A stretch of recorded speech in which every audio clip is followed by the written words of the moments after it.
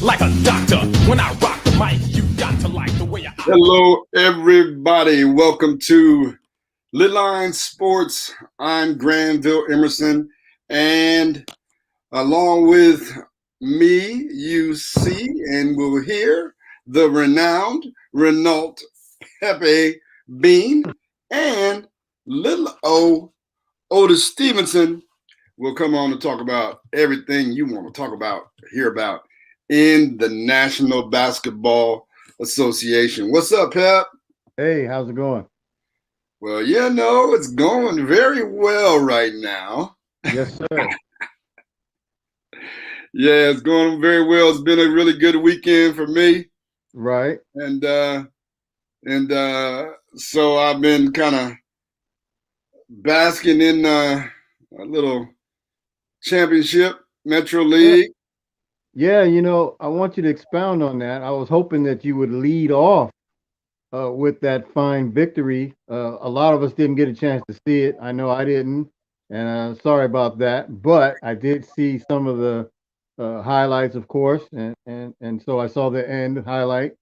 And so what I'd like from you, G, from your perspective, being on the sidelines as a coach, what was going through your mind during the,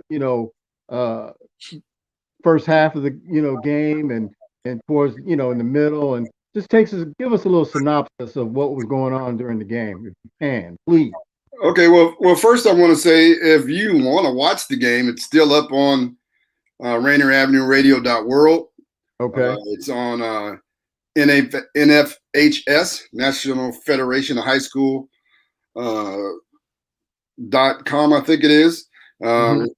Just Google NFHS, or you can go to the Seattle Prep Sports page on YouTube. Okay. And watch it in its entirety. I think it's a great. Thank you very much, Laura. Appreciate it. I think it was a great high school game. I want to give a shout out to what's up, O. I want to give a shout out to our coaching staff. It's funny how things work, Pep. So in 2018, our head coach Mike Kelly took a sabbatical. Yep. And I became the head coach. And after he came back from sabbatical, I returned to, I'm now my title is associate head coach. Okay. And so people still think I'm the head coach, though. I am not the head coach. I am an assistant coach, the associate head coach. So want to give Mike Kelly his credit, because I always like to say, as I think it was Larry Holmes who said, got to give credit to where credit is due. Yes, sir. I knew that was coming. Thanks, Rhonda Dorsey. And so I think we have a really, really good coaching staff. I'm on record. I tell Mike Kelly this all the time. I'm on record during an interview with the Seattle Times when I was the interim head coach as saying that he was one of the best head coaches in the state. And he is. Jason Kerr, who is the head coach of OTA, has a number of state titles. Mike Kelly has a state title. And so it was a battle of not only their players against our players, but their staff against our staff, because we both take pride in prepping our teams games. And so it's Mike Kelly as the head coach, myself as associate head coach, and then there's John Humphrey. And John Humphrey is a former Seattle Prep player, Seattle Times Athlete of the Year. Right. When he was at Seattle Prep. And in his own right, I think ready now to be a head coach. And so I felt like we put together a good game plan for O'Day. Mm-hmm. And we executed it to perfection for 3 quarters. Yeah. And well, not really perfection, because it came out like we knew that O'Day did a bulk of their scoring in transition offense. I mean, they get that ball down the floor fast. So if you watch the game, you'll see the very beginning, it is 8-0 O'Day. timeout, Seattle Prep. And so we had to call a timeout and get our kids to remember what we had talked about in the scouting report, and that's getting back on defense and stopping their fast break. I think I watched their game against Eastside Catholic, and I think that I don't have a accurate stat, but it seemed like at least 33% of their scoring came in transition. Mm-hmm. I figured if we can make them play in the half court, we'd have a better chance of beating them. Right. And so for 3 quarters, we were able to do that defensively after their initial 8-0 run. Mm-hmm. And then in the 4th quarter, DJ Perkins caught fire and made a game of it. We were up 50-35 going into the 4th quarter. Wow. And we were just cooking. Braden Smith, for those of you who don't know who Braden Smith is, he's a 6-foot point guard. Arguably, I mean, DJ Fenner to me is still the best high school player I've seen play, but Braden Smith is making an argument. I mean, he had a simply phenomenal season this year for us. Mm-hmm. He was our leader. He is heady. He just took apart O'Day in the first half. I mean, he ended up with 24. But, both John and I were telling them, especially as I watched film, I saw that, their post player, the way that they guard you close all over the floor. And so I was telling Braden, that style leaves driving lanes. And I don't think that they have anybody that can stay in front of you. So get to the cup. Mm-hmm. And he got to the cup in spectacular fashion. And if you watch the game, you will see what I'm talking about. And helped us to get out to such a big lead going into the 3rd quarter. And then, like I said, Deshae Perkins caught fire. And I want to give a shout out to Deshae Perkins from O'Day. Mm-hmm. He started for most of his career at O'Day. I don't know exactly what happened this year, where he midway through the season, I think, became their 6th man. There he is right there, knocking down a critical 3. It was actually a push-off. The Jordan push-off on Braden sent him flying like Byron Russell. And he wins the 3 like Jordan. Michael Carter says to me, Braden is a better football player. He's a spectacular football player. He's the Seattle Times Athlete of the Year. I mean, Football Player of the Year. So he's a spectacular football player. We talked about this when Eric Metcalf was on the show. Mm-hmm. That I thought that Eric Metcalf was good enough to go play Division I college basketball and maybe make it in the NBA as a basketball player. And so most top athletes can play both sports or more than one sport at a high level. Mm-hmm. Mm-hmm. And so that's Braden Smith. He plays at a very high level in football and a very high level in basketball. But back to my thought on DJ Perkins. He's a kid that when I was coaching, recognized that he couldn't shoot and left him open. I'm like, leave that dude open. Make him shoot. I want to see him shoot jump shots. Mm-hmm. Right? Right. And to his credit, and then last year when we played them as well, we left him open. And to his credit, he worked on his shot and cannot be left open now. And it just was ironic that the same dude that brought them back from 15 was the same dude that turned the ball over to lose the game. Right. And I've been listening to a lot of people talk on social media and kind of blame him for that. And you just saw the winning bucket. Yeah. We were, just to recap that for you, Pep, we were down 1 after Deshae's 3 with 14.7 or 9 seconds left. I'm in the huddle trying to get the kids up. that the game is still in our hands. You know, Right. this is our chance to win the game. And then Braden Smith's floater went off the rim and on the rebound got knocked out of bounds with about 3.9 seconds left.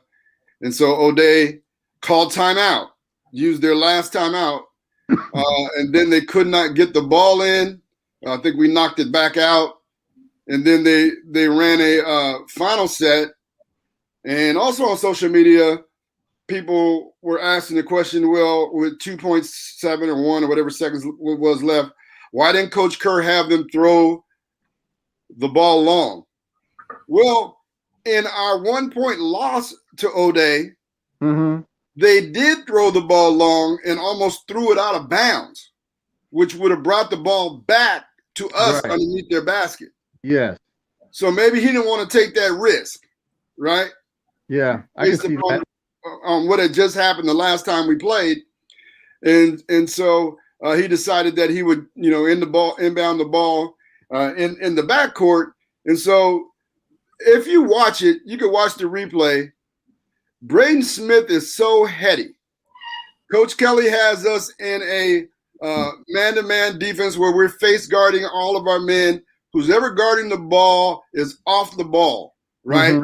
He's off the ball reading. He's supposed to look into the eyes of the passer and determine where he's passing the ball.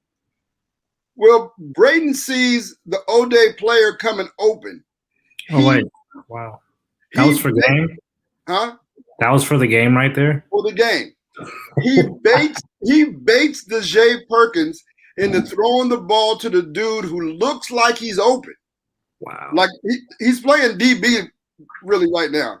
Right. If you look at it in replay, he moves away from it and then cuts back to the ball and intercepts it and makes a spectacular shot at the rim where he goes up and under and lays it in. Ball goes through the net. Dejae takes it out of bounds. Horn sounds, game over. Prep. We rush the floor. We won. It's over. Yep. That was a safety move right there. Yeah. He was playing safety. Yeah. Because I thought Dejae had just thrown the ball away, but he didn't. He saw his teammate coming open. Braden looked like he was going to get somebody else, but there's nobody even over there. But then he cut back and intercepted the ball. This is just a heady move on his part. And then, the whole gym is stunned because at that point, everybody thought O'Day had won the game. Right.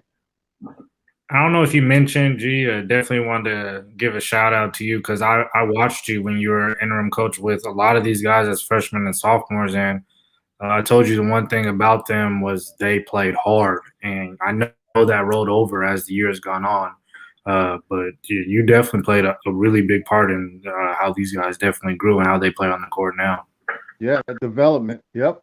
Yeah, we have it's one of the reasons why I came to Seattle Prep because I remember coaching against them at Cleveland, and I remembered how hard they played.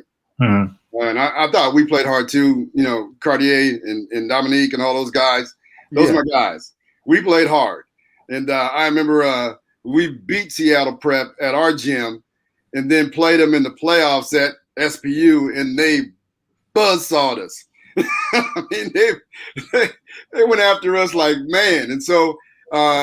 When I took over as the interim coach, I wanted to maintain that thing and continue to develop that as a culture at Seattle Prep, that we play hard and we're going after you.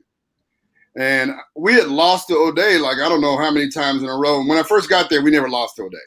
And lately, we had been losing to O'Day. And I told the guys, I think Thursday, that at some point you just got to say, you dudes ain't beating us no more. Right. Enough is enough. You know what I mean? And I don't care how we're going to do it, but y'all ain't going to win. And that's exactly what happened. And so I felt going into the season, and I felt that year when when Braden was a freshman, Tyler was Morris was a freshman, and our 3 seniors were sophomores, all of them starting, that by the time our sophomores became seniors, we'd be a really good team. And then when Paolo decided not to come back and enroll in Duke early, I felt like we had the best team in the league. And I told them, I thought we were the best team in the league. But hey, you got to go out and prove it. Right. Right. And so I think we did that. Well, I know we did that because we beat Rainier Beach, we beat Eastside Catholic, and we beat O'Day to win the championship. That was our run to the championship. And so there was nobody else left for us to win against. Garfield beat us in the regular season by 3 points in double overtime, but they lost to I believe it was Ingram in the playoffs. And so we didn't get a chance to see them in the postseason. But all the other top teams, we beat them. And so we're legit Metro champions for 2021. Yeah, y'all put an Ike Turner on Rainier Beach. Yeah, it's funny. Trent Johnson, we had Trent Johnson on the show. Coached at Stanford, LSU, TCU, started in Nevada, had him on our show. Well, him and Robert Nellums, who is director of the Seattle Center, went to Franklin. Both of them, Franklin and Robert Delgado. They put together a 1970s high school reunion for all the Hoopers from Cleveland, Garfield, Rainier Beach, and Franklin 2 Sundays ago. It was amazing. Yeah. The Super Dogs were there, Pep. Yeah. And just all the stories going around, all the dudes talking. But there, I was talking to a group of people, and Bethia walked by, and we were talking about legends. And I go, there go the legend right there. And Bethia was like, what? I said, there go the legend right there. You got 11 state. You got 11. How many state titles? You got 11. And Bethia said, that ain't got nothing to do with nothing. All I can think about is that whooping you all put on Friday night. I said, yeah, that's one game. We got you. But yeah, we played well. We played well against Rainier Beach, and we played well against Eastside Catholic. And for 3 quarters, we played phenomenally well against O'Day. Not sure what happened in the fourth quarter other than Deshae Perkins catching fire. And, once a dude catch fire, you pick your team up with you. And they made plays, and we just ended up making the final play. Well, teams are going to make runs. You know that. Oh, absolutely. Yeah.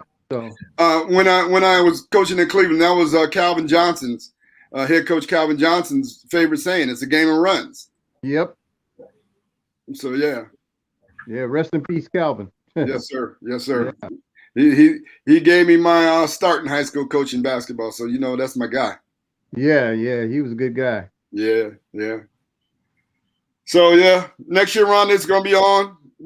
We lose 3 key seniors, and one senior we're trying to replace. The biggest senior that we have to replace, though, is Jared Rosnos. The kid does not get tired. He played 32 minutes against O'Day, and he's just a disruptor and a lockdown defender. And we put him on anybody from 6'9" to 5'10". He does work. So we got to figure out how to replace that guy. He's a special dude. So yeah, moving on to other things. I'm grateful for the Metro title. It is only the 2nd Metro League title in Seattle Prep history. Wow. Man. That's surprising. Yeah, it is, right? So, thinking of all the talent that came out there, yeah. Well, it was hard to win Metro. Yeah. Yeah. Right? Yeah, it's a tough league. And, most of the state champions are Metro League teams. Yeah. I don't remember the last time a team wasn't a Metro League team that won the state championship. Do you know? I don't know. Probably a Spokane team, right? Yeah, I don't know when or where. I know Spokane won 4A, the Gonzaga Prep, but I don't. Yeah. That's That's probably what I'm thinking. Yeah. Yeah, I can't think of a team. I can think of some teams that made the championship. I can't think of a team who's won state outside of Metro League. It's been a while, if that's the case. Yeah. So Atlanta just tied up Philly in the series. Yeah. That's well, to NFL Pep Talk. What's going on in the NFL? Hey, thank you.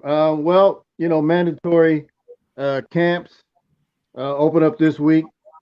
And so there's going to be some holdouts, notable holdouts. We know that Aaron Rodgers, surprise, ain't showing up. And it's funny because Packers president Mark Murphy called Aaron Rodgers a complicated fella. I mean, I read that today. I thought that was hilarious. Yes. So, look, if you want to get the guy to come back, that ain't the way to do it, let me tell you. Nah. But, I don't know if Aaron Rodgers is necessarily complicated, more than frustrated. He's been MVP. He's been top 2 quarterback for the last, 10, 12 years.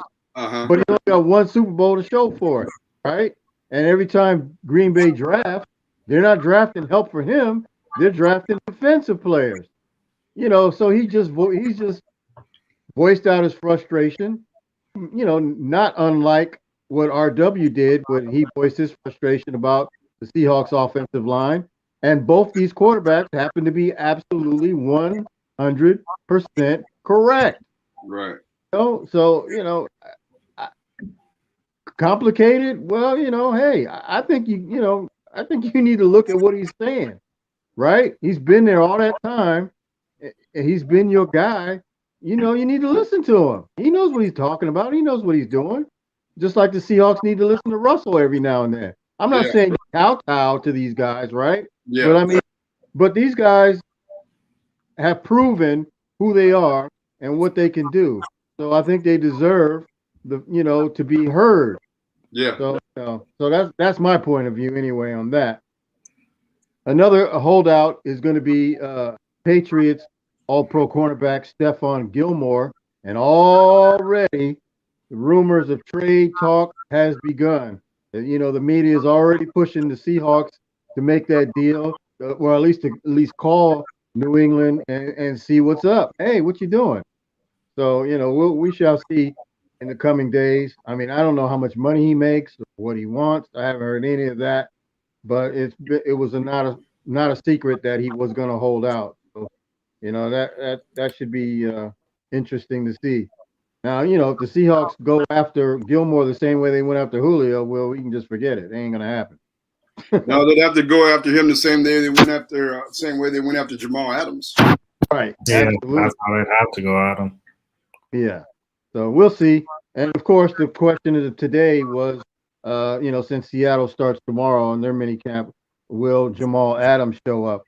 I don't think it's a big deal whether he does or whether he doesn't, because if he does show up, he ain't gonna do nothing but sit there on the sideline and fold his arms, because he's not gonna be any contact, any kind of drills or anything like that. He's coming off of 2 shoulder surgeries, so he's gonna be like Earl Thomas was a couple of years ago, just sitting in the cut, folding his arms. Yeah. When you have contract issues, it doesn't matter until training camp.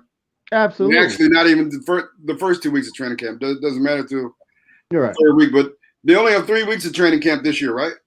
I believe so. So it's much ado about nothing on that front.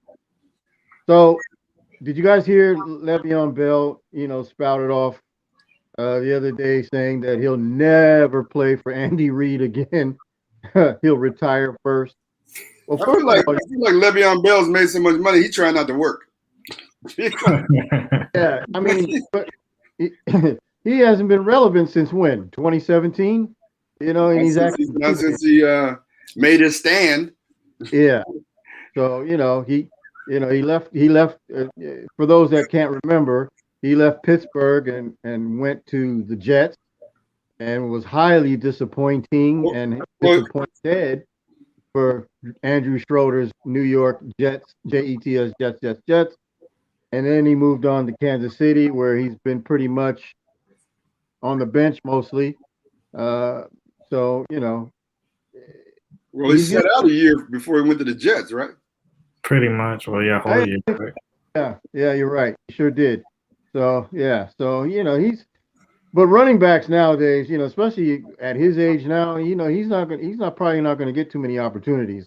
He's probably going to look at retirement pretty well, soon. Yeah, that's what I'm saying. He's trying to act like he don't want to work. Like, you can't be out there like bad-mouthing coaches.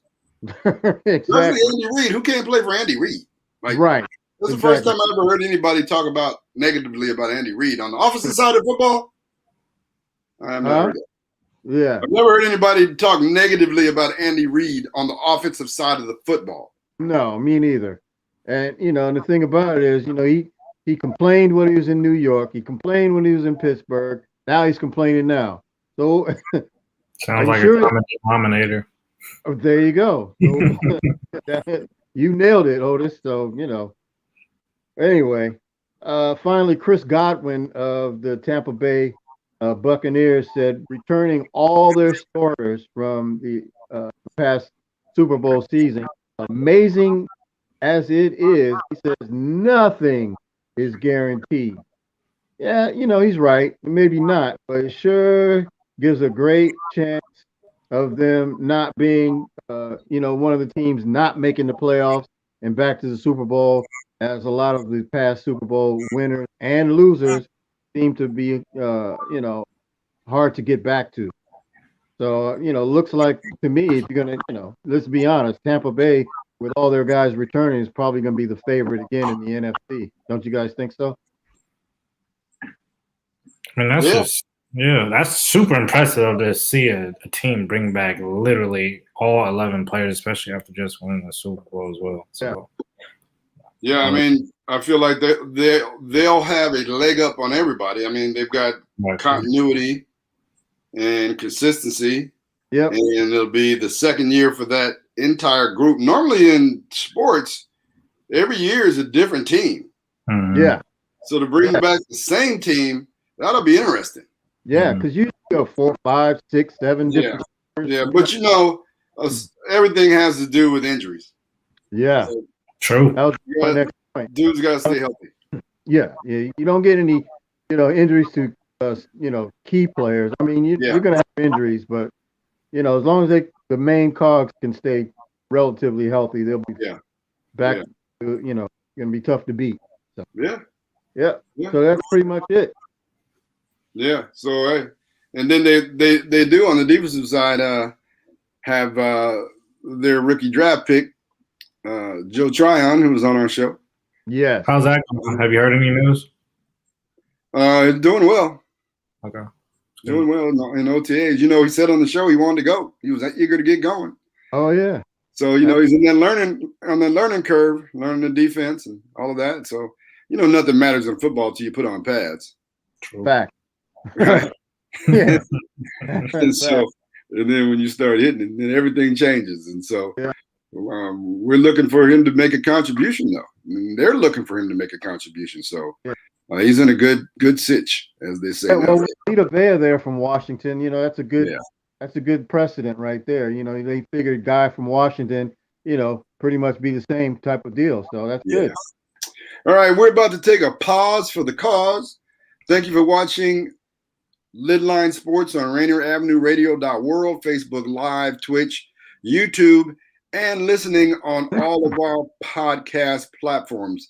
I'm Granville Emerson, along with Renault, Pepe and Otis Lil O Stevenson. We'll be right back after this with everything you want to know. We want to talk about in that National Basketball Association playoff sitch. When we come back. Don't go away.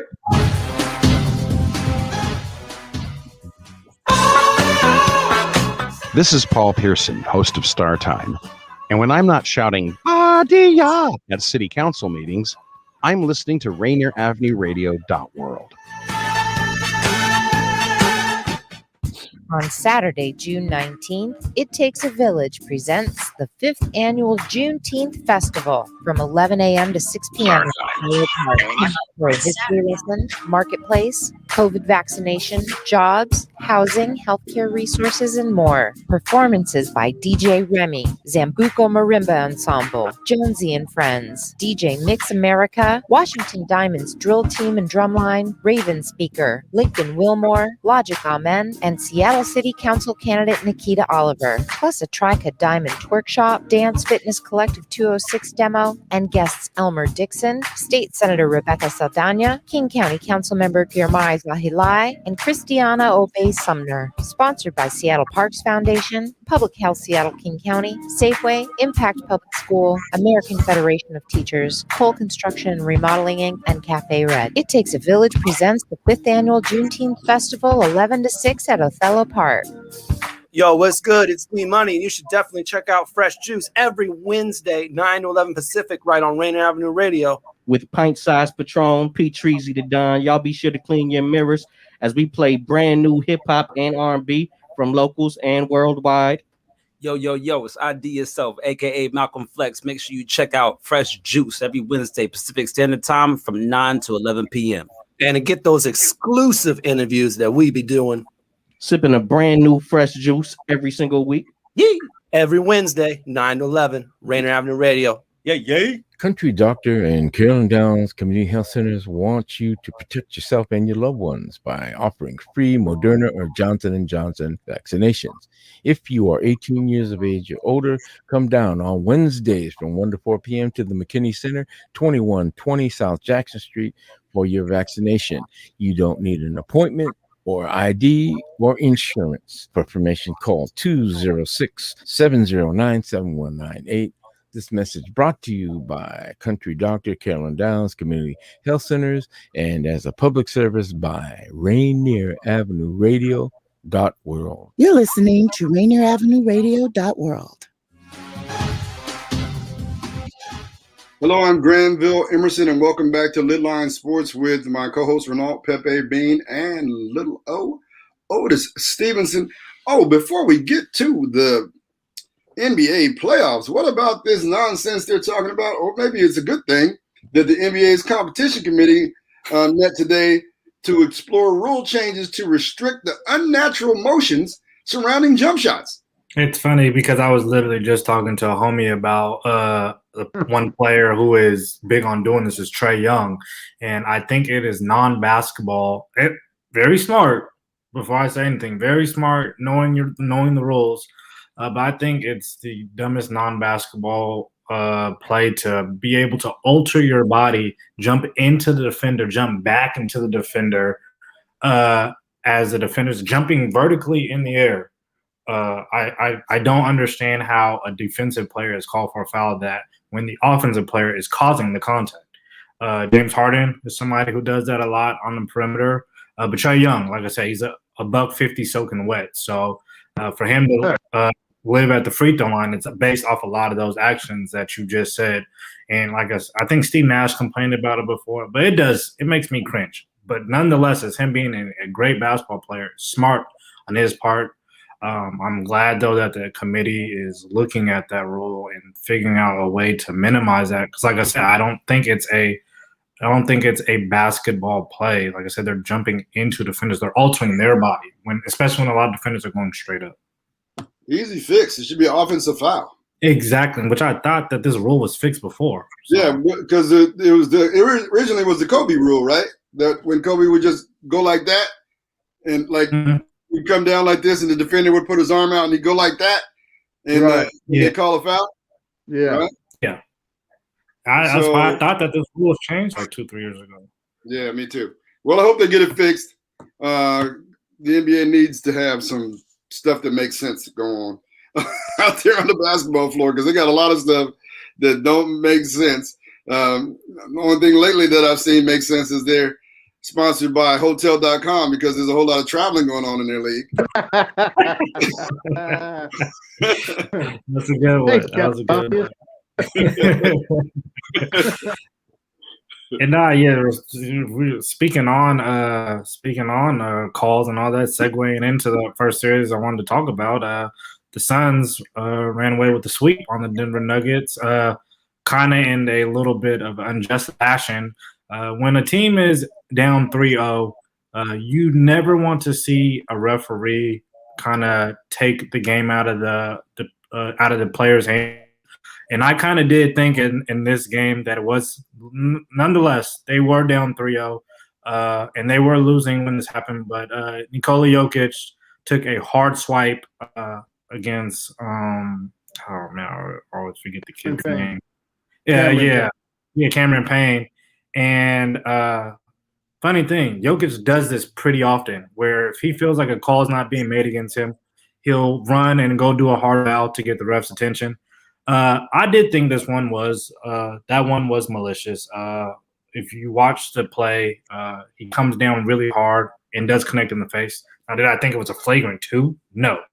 I'm trying to understand these rules, and I know that what got him was that wind up and then the face. But this was in the third quarter, and I wish that, some refs are able to just make judgment calls while on the court, and I know they have a rule book they have to abide by, but you don't kick out not only the MVP but a player who's down 3-0. He is clearly all they have. They're already missing a key piece of their team, and you see him get a flagrant 2 call in that predicament. It was unfortunate. Kudos though to the Denver Nuggets for coming out playing with a heart after that happened, and I knew that that was going to come. But the Suns fought back, and my gosh, Chris Paul probably had maybe the best playoff performance of his career with 33 points, I believe, and finishing off the Denver Nuggets in 4. The Suns will be the first team to move on to the West Conference Finals in the playoffs, and they're playing great basketball, obviously and defensively. We hear a lot of people have been saying that the Suns' run has, not necessarily asterisk, but they unfortunately or fortunately have ran into 2 teams that were hurt, which is fine. They've done what they're supposed to do. All they can do is play against. That pretty much was a flagrant 2 right there. Yes, that was it. He maliciously smacked him across the face. Yes. Like if he would have swung and hit him in the shoulder, maybe not. But no, that's a flagrant 2. Do you agree it was a flagrant 2? Yeah. Okay. I didn't think so. I didn't think so from the angle that I saw before. But seeing that angle right there, he rears way back like this, man, and smacks that joker like Mr. Smackasealy or somebody in The Color Purple. He's like, like I said, he's a big dude to maliciously. Cameron Payne's a small guy. He's the one that, and like I said, you connect the face. Yeah, that was borderline assault. To connect in the face.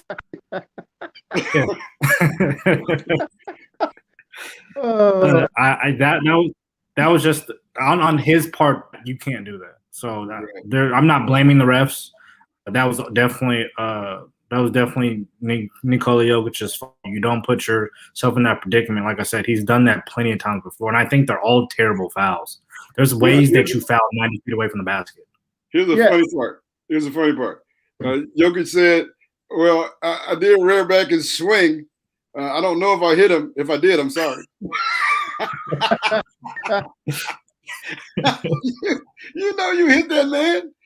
He knows he hit him. Yeah. So he did apologize too before he left the gym. Yeah. So 1, 2, 3, Cancun for Denver Nuggets. Hopefully Jamal Murray will make a speedy recovery and they can get some pieces and they'll be back in this type of contention next year. On to the other side. No. You got to talk about, you went to game 2, right? Yeah, I went to game 2. With the unvaccinated people? Dang, I forgot all of that. So, yeah, I did go to game 2. Crazy thing is, I had on my mask while I was out and about. You was the only one. Huh? You was the only one. Yeah, I was the only person with my mask on. Once I got in the arena, though, I did take it off. I ain't gonna lie. Okay, you had it on the side where it didn't matter. Then you got with a bunch of people and took it off. Hey, that's good. I will say too, with the pub that the Suns fans are getting right now, when it comes to that arena, it is rocking in that arena. These guys have been waiting to see good playoff basketball. It's something that, 10 years, 10 years straight. No playoff basketball. This is a franchise who is on the upper side of winning percentage, so they can win. Have they won a championship? No, but these guys are used to winning basketball. So it was good to definitely be in that environment. That was my first Suns playoff game as well. So I wish it was a little closer of a game, but it was good. It was good to definitely see a win. Do they have a new arena, or are they still in that Mattel Toy Arena? So this arena is being renovated, or it just got done being renovated. So okay. So is it bigger? No, they just renovated inside, I believe. Or I don't know when the last time it you looks went. like a little. I've been there before. It's like a little matchbox. I went inside. I was like, this is like a toy arena, like in a. Okay. I don't know. That joke for Christmas. Yeah, I've been there a few times. The last time it was Talking Stick Arena. Was it Talking Stick Arena when you went? Right. Probably. It was early in Diana Taurasi's tenure, because it was a long time ago. Okay. I think it was right before the Talking Stick Arena came. Okay. So they will be waiting for the winners of the Clippers and the Jazz, who are all playing right now. The Jazz are off to a 2-1 start right now. I think the Clippers are off to an early lead in Game 4 right now. The story of this game have been the stars.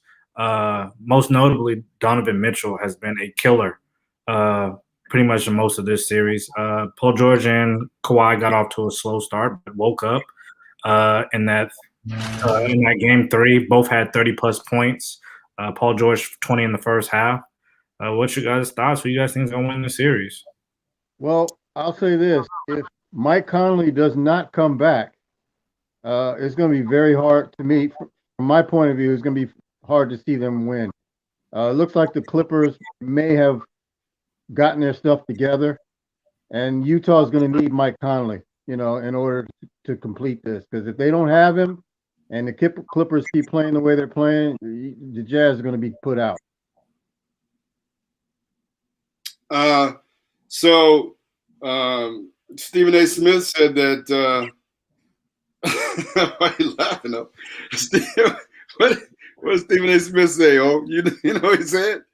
Yeah, we know what he said. Go ahead. I feel like lately he's just trying to get ready. He's said a lot of asinine things lately. Oh, so, go ahead, you can say it.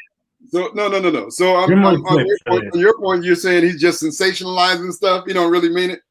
No way.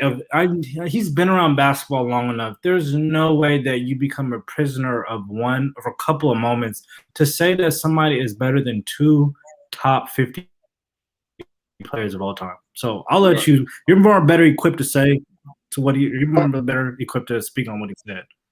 No, I was just going to say that if the Utah Jazz are going to win this series, then the best player in Utah Jazz history has to have a spectacular game tonight. That's Donovan Mitchell. That's Donovan Mitchell. You were mentioning Stallone, Malone, and Stockton, right? But don't forget Pistol Pete was a Jazz player too. Yeah. Come on, man. Yeah. So it's hilarious to me how people come out with like pull crazy statements out their anus, and then people go online and they try to justify, the crazy statement. Like I'm reading posts where dudes are agreeing with Stephen A. and dudes like, well, what Stockton never had a takeover game. So dude literally lists 5 YouTube videos of games that Stockton had, big games that he took over, and then the people are still in denial. I'm like, yo, what are y'all smoking? I think they got too many strains of weed out now.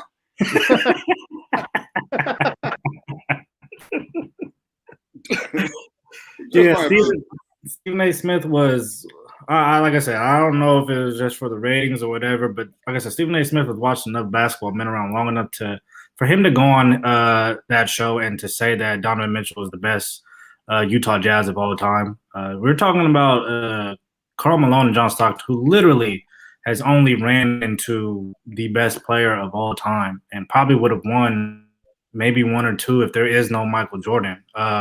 But even besides that, the numbers tell you, let alone the who they had to play to get through the Western Conference, to get to the final, tell you, like, I can't believe he said that. No, not to Donovan Mitchell. He has a long ways away and could maybe potentially we talk about this 10 years down the road, possibly. But to say that right now, it didn't make no sense.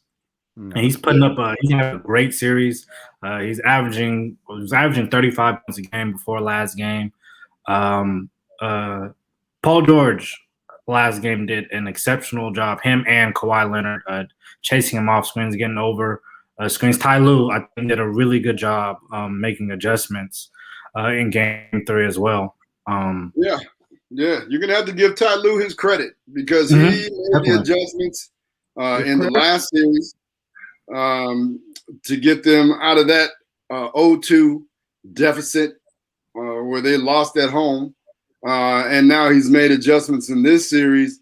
And if I feel like Utah has to win tonight and go up 3-1, and then that's not guaranteed then. But if they can't win one out of the next 3 games, if they win tonight, then they don't deserve to win. So it also gives them time for Mike Conley to come back too. Yeah. So, we'll see. Utah has a tough place to start. What, Pep? Yes, they did. Utah's blown a 3-1 lead before because they blew it last year in the bubble against Denver. Yeah. It's not like they can't. Yeah, but I'm just saying if they go up 3-1 this year, the percentages of them doing it again are not likely to me. Yeah. If they do it again, that's just like, ooh, Snyder got to go. And even if Utah, with Donovan Mitchell playing somewhat hero ball, he had help. Those role players, if it was Joe Ingles one night, Bogdanovich defensively the other night, Royce O'Neal, who played very well the first series against Memphis, Donovan Mitchell, I don't want Donovan Mitchell to get into this hero ball role, kind of like he did in Game 3. He's going to need help. 30-13 right now. Hopefully Utah can cut that down. I'm just hoping for a 7-game series so my Suns can get as much as rest as possible. So, that gives them a chance. If Utah wins in 7 games, that gives them a chance to get Mike Conley back though too. But we got about 10 minutes left. Let's hit up that Eastern Conference. What's going on over there? With the Sixers, Atlanta Hawks game just ended. I made notes as thinking that the Sixers was going to win, but they didn't. They blew a tire in the second half. Joel Embiid 0-14 in the second half. Trae Young played an amazing game, and this series is tied up. It is a new series. It's a 3-game series going back to Philly. Nate McMillan did tremendous adjustments in the second half of this game, guarding Joel Embiid. Joel Embiid looked like he was grimacing also. For people who don't know, he does have a small tear in his meniscus. We're going to keep an eye on that. They just lost Danny Green last game as well. I know, Pep, you're rooting for ATL. You still think these guys got a chance to win this series? Absolutely. Even more so looking at them today. They lost 2 games in a row by 16, so it looked bleak. But you know what? Nate, again, has instilled, what he does best as far as coaching in this team, and that's just to play hard and do what you do. And he's given Trae Young free reign. He hasn't put any restriction on him. And the Hawks are playing. Look, they had nothing to lose because they're not expected to win, right? They weren't even expected to beat the Knicks. So the Hawks are playing with house money. So they can go out and do whatever. I mean, they could play. They could, and all the pressure is on Philly right now because I can see it in Embiid's face. He's feeling it, And of course, they don't have Danny Green. So they're that might be somewhat of an excuse, but I mean Curry's not shooting well now all of a sudden, and Ben Simmons can't shoot, and Tobias Harris is too wishy-washy right now. So absolutely the Hawks can beat them. G, who you got? 3-game series. I'm going with the Hawks. I feel like Philadelphia should have won tonight and went home and closed this out. Absolutely. And they didn't. And so I feel the longer it goes, it bodes well for the Hawks because basketball is just such a game of confidence, right? And now the series is tied up, Atlanta's confident. And they're out there, like Pep said, they're playing loose. They're playing their game. They got a lot of shooters on their squad. Yes. And you know why they're winning? Because they got a lot of shooters and their coach is a defensive coach. Yep. Doesn't have to coach offense. Right? Yeah. Right? He doesn't have to coach offense. He's focusing in on their defense. And then they're playing Philly, who only has one shooter on their whole team. Yeah, Steph Curry. Right? Yep. So with Danny Green gone, they only got one. Yep. So if his shot's not going in, who's making shots? You're leaving Ben Simmons open. We're doing him like I used to do DeShea Perkins. Right. But Ben Simmons need to step up and be DeShea Perkins and start knocking down some threes so somebody will guard him. Mm-hmm. You know, and so, you know, I don't know. So what the adjustment Philly needs to make is to put Ben Simmons in the low block and let him play out the low post and be a passer and score the low post and put Embiid out on the perimeter who wants to shoot threes anyway. I might as well have to take They can even go high post, low post. Ben Simmons operates well from the elbow. I mean, Embiid operates well from the elbow. So that's what I do. And plus, and if you think about this. Oh, you're a little young for this, but you can go back and see video of when the Lakers won their championship in Philly against the Doctor, and Magic played the low post. Yes. Okay. Right, Pep? Yeah. And he had like 42, 20, 12. He had triple-double, didn't he? Yeah. He had some crazy stats, but I know he had 40-something. Yep. And so I would play Ben Simmons like they played Magic back then in the low post, because Ben Simmons is an excellent passer. True. Right? He can play in the low post better than, as good as Embiid. Right. Embiid plays well in the high post, so I would make that adjustment if I was them. Absolutely. Right? Especially, I'd make that adjustment. I'd get that series over with, because as long as you give Atlanta breath, they're going to take it. Mm-hmm. Especially a young team like that with some energy. Yeah. And with a young team, they're young, they're exuberant, they get energy from their confidence. Mm-hmm. Right? And just like I said, once a dude starts getting confident, he's hard to stop. Yeah. So we'll see who makes the adjustment in Game 5 of that series. That'll be on Thursday. And then the last one has taken a turn for the worse for the Brooklyn Nets, who were up 2-0, blew out Milwaukee twice, lost James Harden in the first game, and then lost Kyrie Irving in Game 4. And he will be out Game 5. He sprained his ankle. PJ Tucker has done a tremendous job on Kevin Durant, just making it tough for him and making him get up a lot of shots to get his points. The Brooklyn Nets are in trouble. No Kyrie Irving, no James Harden. It's Blake Griffin, Kevin Durant, and Joe Harris, who hasn't made shots this series. Nope. I don't know if this can go no more than 6 if Kyrie Irving does not come back. Quick thoughts? Yeah. Joe Harris needs some home cooking in the worst way, because he cannot shoot in Milwaukee. He shoots very well in Brooklyn, but in Milwaukee, man, I don't know what happened. You know, but he's got to get it together, because if he don't get it together, forget it. Because right now, with no Kyrie, no Harden, Kevin Durant's going to need help, and he's going to need it from Joe Harris. Well, who'd have thought Joe Harris was going to be the X factor? But hey, this is why I don't bet. This is why I don't put my money down in Vegas.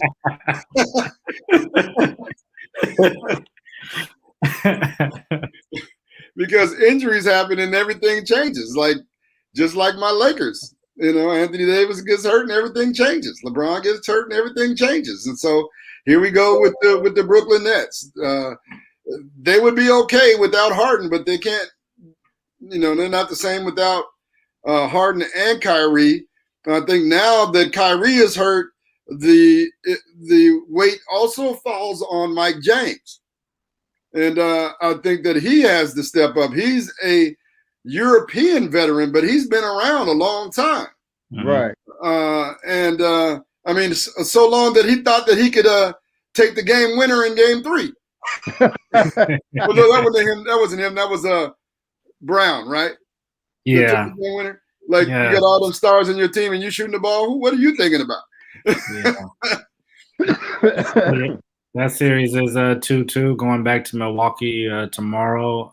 We'll see what happens. Okay, so back to question for you, O. Mm-hmm. what happens with Giannis's legacy if he cannot beat the Kyrie Hardenless Nets?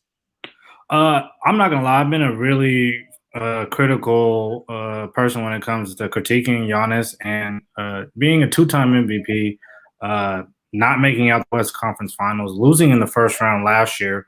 Now, no Kyrie, no James Harden. There is no excuse why you don't get back to the Eastern Conference Finals.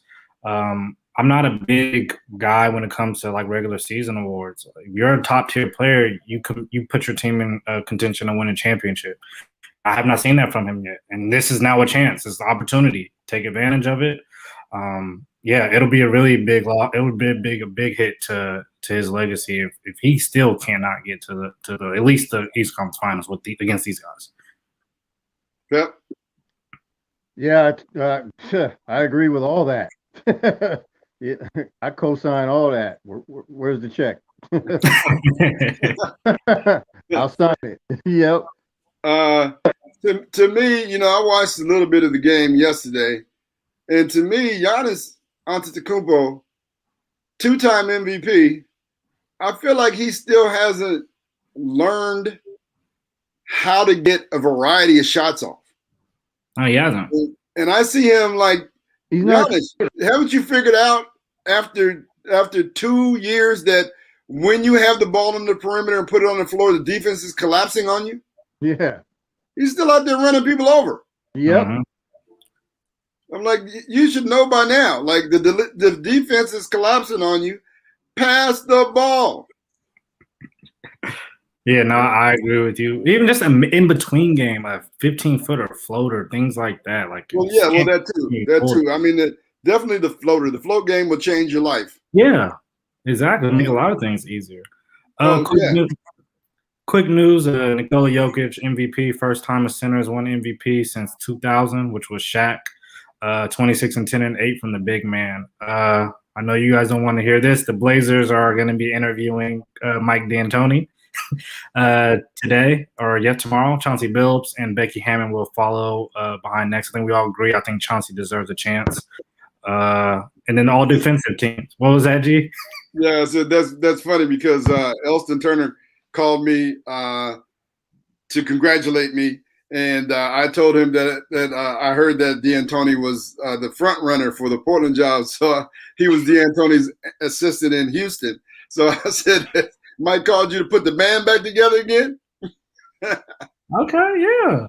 Like I said, I wouldn't mind if D'Antoni got the job if he hires my boy. That means I can roll down I-5 and go to some games. I was telling Pep I like the fit when it comes to like Damian Lillard and Mike D'Antoni. You're right. I don't know if it makes them the contenders, which is why I would like Chauncey to get the chance to see if he can turn that. Here's who I know ain't gonna get the job: Becky Hammond. Yeah, unfortunately. It's so unfortunate that they do stuff like that. Like, they put her in consideration as just how they do black coaches, right? They have no inclination of giving a black coach a job, but they'll give him an interview just to make it look good. Yeah. Right. So if y'all are serious, Portland, about Becky Hammond, hire her. True. Right? Hire her. She's qualified. She's definitely she can run a team. So she's qualified. She comes from a great branch. Yes, she's more than qualified. So if you're serious about it, just don't be doing this to make yourself look good like you interviewing a woman. Hire her. Yep.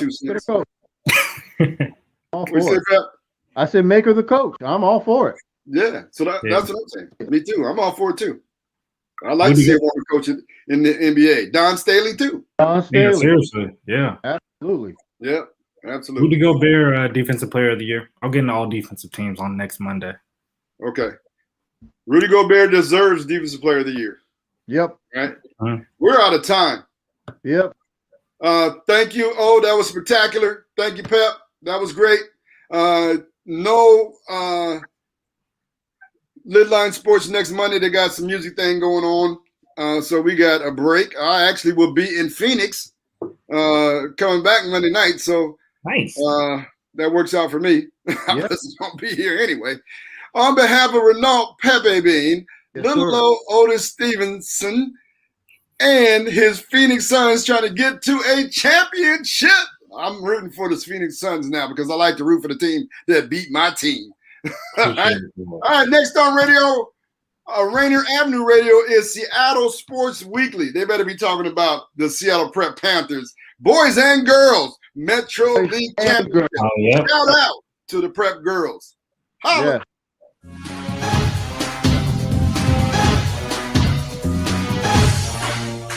I go to work like a doctor when I rock the mic. You